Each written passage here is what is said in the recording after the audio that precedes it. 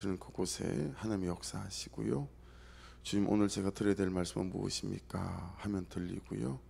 겸손하게 들으시고 또 저는 겸손하게 전하고 하십시다. 자, 1절입니다.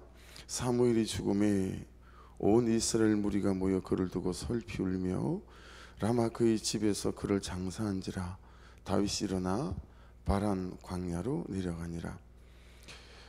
여러분, 지금 여전히 사울 왕은 다윗을 쫓고 있었죠. 그리고 다윗은 사울 왕에게 여전히 쫓기고 있었습니다. 삶의 상황이 하나도 달라진 게 없죠. 그렇죠? 다윗에게 절대절명의 삶의 문제가 하나도 해결되지 않은 상태였습니다. 그런데 사무엘 선지자가 죽었습니다. 네. 여러분, 사울 왕에게 사무엘 선지자가 죽었다라고 하는 것은 무슨 의미가 될까요? 사무엘상 15장 우리가 잘 알고 또 지나온 대목 22절, 사무엘이 이르되 여호와께서 번제와 다른 제사를 그의 목소리를 청종하는 것을 좋아하심 같이 좋아하시겠나이까? 순종이 제사보다 낫고 듣는 것이 순양의 기름보다 나으니 이는 거역하는 것은 점치는 죄와 같고 완고한 것은 사신 우상에게 절하는 죄와 같음이라. 왕이 여호와의 말씀을 버렸으므로 여호와께서도 왕을 버려 왕이 되지 못하게 하셨나이다 하니, 하나님이 하신 것이지만 어쨌든 사울 왕 자신을 넌 이제부터 이스라엘 왕 아니다, 하나님께서 너를 버렸다 라고 말했던 사무엘 선지자가 죽은 거예요. 그러니 여러분, 사울 왕에게는 얼마나 콧노래가 나왔을까요? 그렇죠? 사울 왕에게 충분히 그럴 수 있을 만한 계기가 될 수 있겠죠. 예. 그럼 여러분, 다윗에게 사무엘 선지자가 죽었다라고 하는 것은 어떤 의미가 될 수 있을까요? 사무엘 16장 11절입니다. 또 사무엘에게 이새에게 이르되 내 아들들이 여기 다 있느냐? 이새가 이르되 아직 막내가 남았는데 그는 양을 지켜나이다. 사무엘이 이새에게 이르되 사람을 보내어 그를 데려오라. 그가 여기 오기까지는 우리가 식사 자리에 앉지 아니하겠노라. 이 사람을 보내어 그를 데려오매 그의 빛이 붉고 눈이 빼어나고 얼굴이 아름답더라. 여호와께서 이르시되 이가 그니 일어나 기름을 부으라 하시는지라. 사무엘이 기름 뿔병을 가져다가 그의 형제 중에서 그에게 부었더니 이날 이후로 다윗이 여호와의 영에게 크게 감동되니라. 사울이 떠나서 라마로 가니라. 사울 왕이 건재한데 다윗 자신을 하나님께서 이스라엘의 다음 왕으로 기름 부어 세우셨다는 유일한 증인, 하나님의 사람, 그가 오면 하나님이 온 것처럼 생각하는 사무엘 선지자, 그가 같은 하늘을 이고 산다는 것 자체만으로도 너무너무 힘이 되고 소망이 되었던 존재, 그 사무엘이 죽어버린 거예요.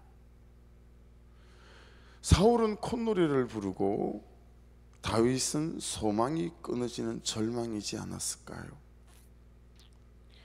하나도 해결된 것 없고 하나도 풀어진 것 없는데 유일한 끈이다 싶은 사무엘 선지자마저 죽었으니 이제 정말 다윗은 연줄이 끊어진 연처럼 그냥 오도 가도 할 곳이 없는 신사가 되어버렸습니다. 그래서 다윗이 도망간 곳이 어디예요? 오늘 1절 말씀을 보면 바란 광야라고 하는 곳입니다. 광야 중에 광야라고 일컬어지는 곳, 정말 마지막에 도망갈 곳이 없으면 도망가는 곳, 동굴들의 곳이라는 의미를 갖고 뜻을 갖고 있는 지역. 너무 많은 죄수들이 도망갈 곳이 없는 사람들이 도망가서 동굴을 파고 살았기 때문에 이 바란 광야의 뜻은 동굴들의 곳, 동굴들의 장소, 이런 말을 할 정도로 동굴들이 수없이 많았던 장소, 그 바란 광야로 도망을 갈 수밖에 없었습니다.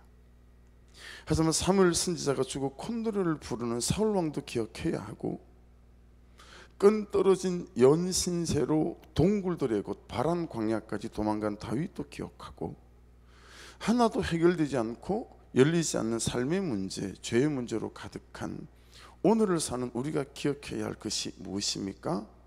사무엘이 죽었지 하나님은 죽지 않았다라는 사실이죠. 사무엘은 없지만 하나님은 계신다라는 사실입니다. 사울에게 넌 이제 왕이 아니다 하신 분은 사람 사무엘이 아니라 하나님의 결정이었습니다. 다윗에게 기름을 부어서 이제는 다윗 네가 이스라엘의 왕이다 하신 분은 사람 사무엘이 아니고요, 하나님의 선택이었습니다. 그러니 하나님의 결정은 사울 왕에게 그대로 살아있고, 그리고 하나님의 선택 또한 다윗에게 그대로 살아있습니다. 여러분, 사무엘이 죽었다고 사울에 대한 하나님의 결정이 같이 죽어버립니까? 사무엘이 죽었다고 다윗에 대한 하나님의 선택이 같이 죽어버립니까? 우리 현실이 죽을 것 같다고, 삶의 문제가 여전하다고 나에 대한 하나님의 구속사가 같이 죽어버립니까? 여러분, 나를 구원하시고 원하시는 하나님의 구속사는 오늘 이 하루 어떤 일이 벌어지는 관계없이, 삶의 문제가 이만한데 또 다른 문제가 보태지는 관계없이 우리를 향한 구속사의 선택은 여전하고 살아있고 유효한 줄로 믿습니다. 그것이 우리가 흔들리지 말아야 될 이유가 될 수 있겠죠. 나를 향하신 하나님의 선택, 결정, 현실에 따라, 상황에 따라 절대로 같이 죽어버리지 않습니다. 나를 향하신 하나님의 사랑도 살아있고 아멘, 나를 향하신 하나님의 선택도 살아있고 아멘입니다. 그리고 결정도 살아있고 그 선택과 결정의 주체이신 하나님도 살아계십니다. 그러니 여러분, 로데오에 있을 때, 그 상가 6층에 있을 때 두 번째 개척해서 옮겼던 장소, 월세를 내는 날이 되면 이상하게 그 빌딩 주인만큼은 계좌이체를 원하지 않고 까만 가방을 이렇게 가로를 딱 메고 현금을 받으러 와요. 그게 자기 삶의 기쁨이래요. 현관문에 그 사람이 똥 나타나면 줄 돈은 없는데 무서웠어요. 그 사람이 오는 게 두려웠었어요. 그래서 와서 막 목사를 눈알에 딱 깔고, 내일까지입니다, 모레까지입니다, 이번에는 딱 5일만 시간 더 드리겠습니다. 그리고 돌아가면 항상 제가 하는 짓이 뭐였냐면, 이 강대상 앞에 앉아서 한마디로 1시간을 보내고 한마디로 2시간을 보낼 때도 있었어요. 하나님은 살아계십니다. 하나님은 살아계십니다. 하나님은 살아계십니다. 한 10분을 넘어가면 그냥 울게 돼요. 그리고 15분을 넘어가고 20분을 넘어가면 어디서 그는 새 힘이 공급되어지는지 그 새 힘이 나를 또 사로잡아요. 그러면 아무 일도 없었다는 듯이 또다시 그 하루를 감사로 보낼 수 있는 거예요. 여러분, 사무엘이 죽었지만 하나님은 죽지 않았고요, 저의 삶에, 여러분의 삶에 이런저런 문제들이 가중될 수 있는 오늘일 수 있겠으나 사무엘이 죽은 것처럼 하나님은 죽지 않으시고 여전하시고 우리 가운데 함께 하시는 분이신 줄 믿습니다. 그러니 여러분, 하나님이 죽었다고 콧노래를, 사무엘이 죽었다고 콧노래를 부를 것도 없고 사무엘이 죽었다고 절망할 것도 없다라고 하는 것입니다. 우리의 소망의 시작과 과정과 끝이 살아계신 하나님께 있습니다. 아멘 하십시다. 사무엘이 죽어 다윗은 어쩔 수 없어서 바람광야 동굴들의 곳으로 도망을 갑니다. 근데 여러분 보세요, 바람광야 그곳에는 하나님이 없습니까? 그렇죠? 그곳은 하나님이 죽은 땅입니까? 그곳은 하나님이 아무 힘도 쓰지 못하고 하나님이 힘이 미치지 못하는 곳입니까? 도대체 그런 땅이 어디 있고 그런 시간이 어디 있습니까? 저와 여러분이 눈뜨고 살아있는 날 동안 하나님이 힘을 쓰지 못하는 시간 없고 하나님의 손이 미치지 않는 땅은 없습니다. 오히려 바람 광야 동굴들의 곳일수록 정말 죽을 것 같은 그런 환경일수록, 그래서 오히려 더 크신 하나님을 경험해 갈 수 있는 약재료 그 이상 그 이하도 아닙니다. 그러니 혹시 이하로 사무엘이 죽었다고 해요. 여러분 절대로 흔들리지 마시고, 이 가운데도 여전히 살아계시고 나의 이 구속사의 선택 가운데 나를 붙잡아주고 계시는 그 하나님을 바라보는 시선이 살아있기를 주의 이름으로 축복합니다. 해서 여러분, 우리는 사무엘의 죽음을 듣고 이렇게 노래하는 거예요. 들을 말을 들었습니다. 사무엘이 죽었대요. 들을 말을 들었습니다. 도망간 바란 광야를 이렇게 노래하는 거예요. 하나님, 있을 일이 있었습니다. 사무엘이 죽은 거 있을 일이 있은 거예요. 네. 들을 말을 들은 거예요. 그래서 적용은 이것입니다. 나에게 사무엘 선지자는 누구이고 나에게 사무엘 선지자가 죽은 사건은 무엇인가 라는 거예요. 그렇죠? 그것 때문에 흔들리고 있다면, 두려워지고 있으시다면, 여러분 들을 말을 들었습니다로 일축하시고, 있을 일이 있었습니다로 일축하시고, 오히려 사무엘이 죽은 것이 여러분 우리의 콧노래가 될 수 있는, 여전히 살아계신 그 하나님을 바라보는 시선이 여러분 절대로 식어지거나 시들해지거나 멈추지 않기를 주의 이름으로 축복합니다. 여러분에게 사무엘 선지자는 누구죠? 무엇입니까? 어떤 사람이고 어떤 되어져야 할 일입니까? 돈이십니까? 그것들은 언제라도 없어지고 사라지고 나를 버리고 도망갈 수 있는 것들이고 배신할 수 있는 것들입니다. 살아계신 하나님을 바라보는 나의 이 시선, 살아계신 하나님을 바라보는 나의 마음이 살아있기를 주의 이름으로 축복합니다.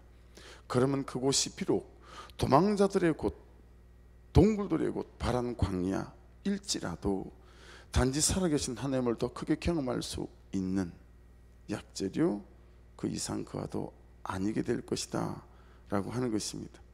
살아계신 하나님을 바라보는 나의 시선과 마음이 살아있는지 오늘 이 새벽에는 잘 점검하셔야 됩니다. 그래서 닦으셔야 합니다. 깨끗게 하셔야 됩니다. 혹시 자신이 없으시다면 마침 금요일이잖아요.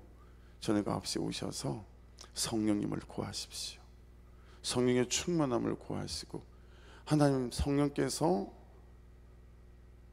갈멜산처럼 여호와의 불로 오셔서 나를 뜨겁게 하시고 내 죄를 태우시고 깨끗게 하여 주셔서 당신을 향한 터져나오는 감격과 열정들로 충만케 하여 주옵소서.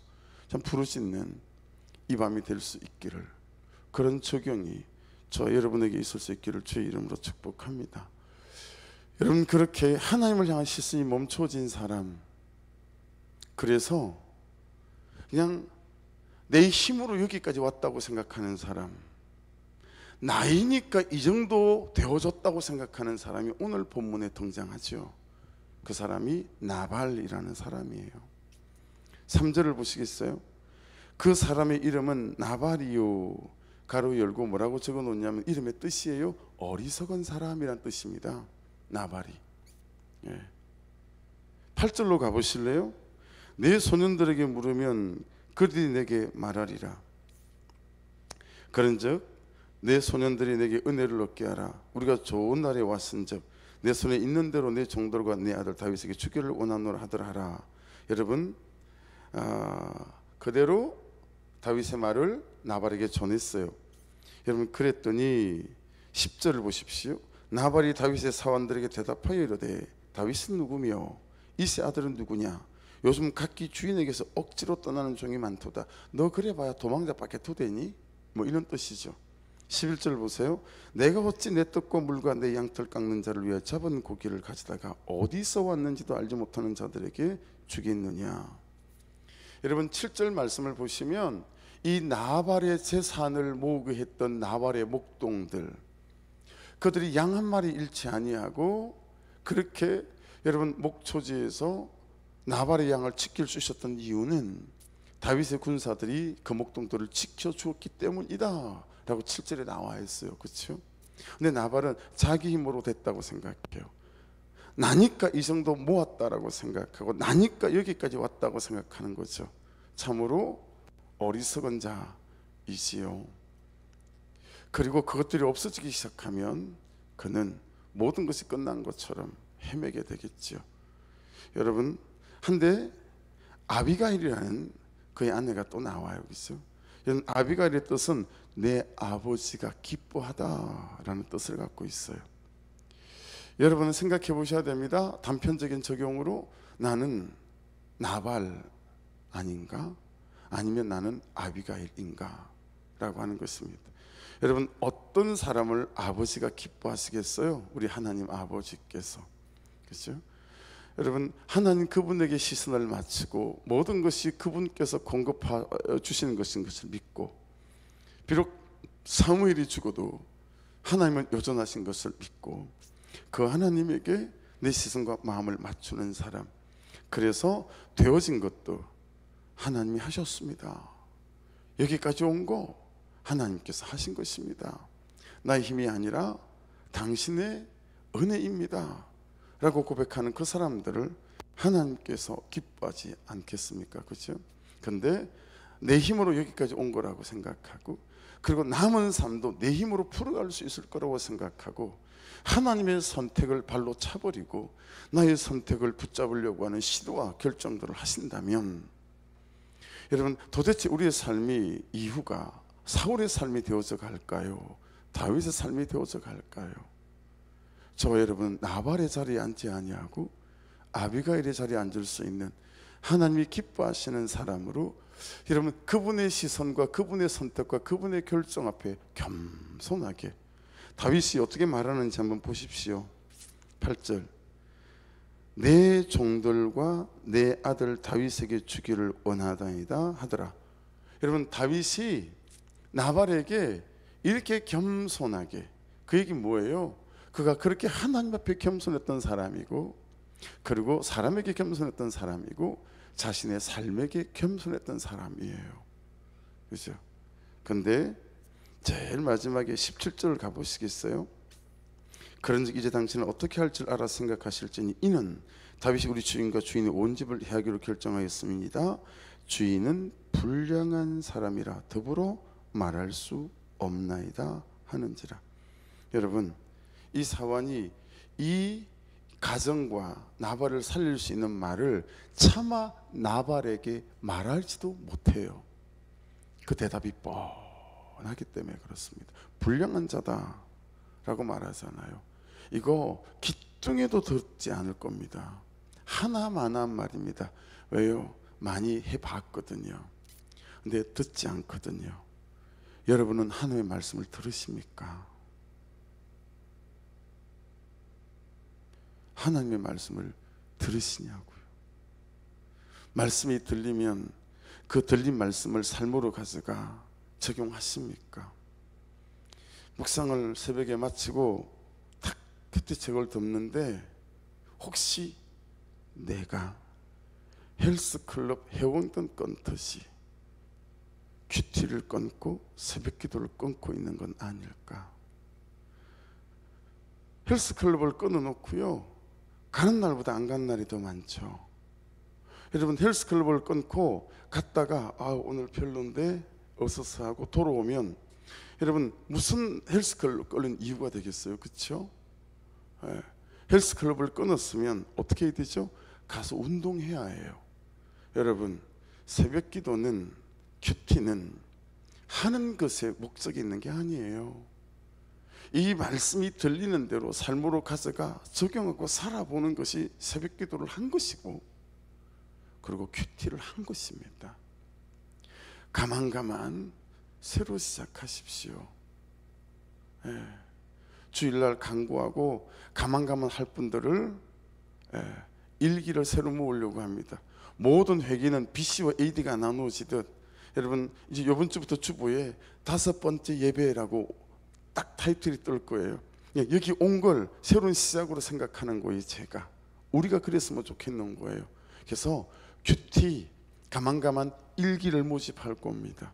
그래서 그분들하고만 창을 열고, 그분들만 가만을 할 사람만 남의 가만을 들여다보고, 거기서 같이 동력을 얻고 해가려고 합니다.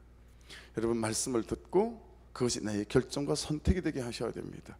그렇지 않고 헬스클럽 회원권 끊는 것으로 절대 여러분 건강하겠거니 그러지 않잖아요. 여러분, 말씀을 듣고 기도하시고, 기도 전에 기도인 삶, 기도 후에 기도인 삶, 예배 전에 예배인 삶, 예배 후에 예배인 삶에서 말씀을 따라가는 구체적인 적용이 우리 가운데 있어야 우리가 사무엘이 죽어도 하나님 살아계시니 할렐루야 있을 일이 있었습니다. 이 고백을 던지며 여러분, 하나님 앞에서 승리하는 인생이 되어질 줄 믿습니다. 기도하겠습니다. 말씀 붙잡고 기도하십시다.